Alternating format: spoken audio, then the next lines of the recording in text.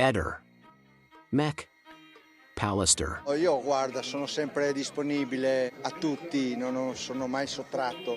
L'importante è fare domande lecite e risposte giuste. Questo è, io vengo per farmi una chiacchierata, non per farmi interrogare come degli inquirenti, capito? Quello che dovevo dire a loro l'ho detto, perciò se vengo a fare una chiacchierata. Finalmente abbiamo capito che Claudio Sterpin dice la verità.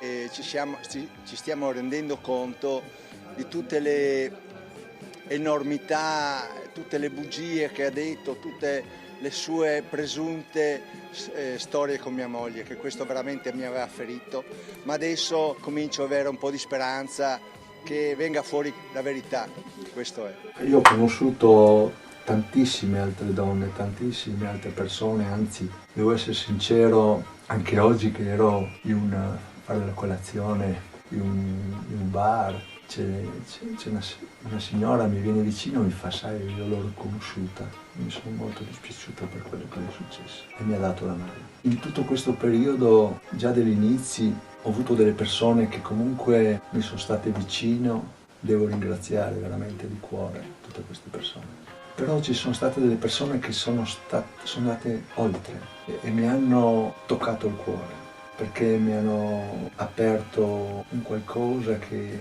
dentro di me era quasi bloccato lì, e mi hanno fatto pensare, riflettere, capire le mie sofferenze. Io, guarda, non ho mai pianto tanto nella mia vita, mai. Ma pianto, guarda, non avevo più lacrime. Ci credo. Quando non hai più lacrime, evidentemente hai toccato il fondo. Patrizia è una storia incredibile, perché questa ragazza mi telefonava, non dico ogni sera ma quasi, a tarda ora, parlava, mi diceva tante cose, veramente, e piano piano mi sono affezionato a questa persona, no?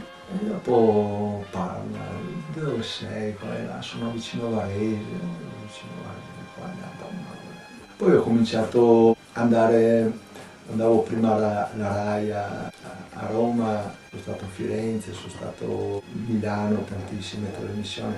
Poi ho cominciato ad andare a quarto grado, dove ho trovato veramente una grande famiglia, e allora ho detto a Patti: scusa, io vengo lì, vengo a trovarti. Ma no, ma sai, qua e là. Mi ero quasi un po' arrabbiato, ho detto: ma porca miseria, allora, mi sta dicendo delle cose che... Insomma, gli ho detto: guarda, dammi l'indirizzo che eventualmente ti mando qualcosa, così. E così mi ha dato l'indirizzo e dopo sono andato a casa sua.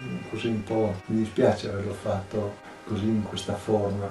Però lì veramente mi si è spezzato il cuore, perché ho trovato Patrizia veramente gravemente ammalata, veramente gravemente ammalata. Adesso vado spesso a trovarla. Gli voglio un bene da matti, perché è veramente una grande donna, veramente, con tutto adesso che è malata, guarda, veramente non sta in piedi, non riesce tante volte neanche a parlare, non riesco a capire cosa mi dice.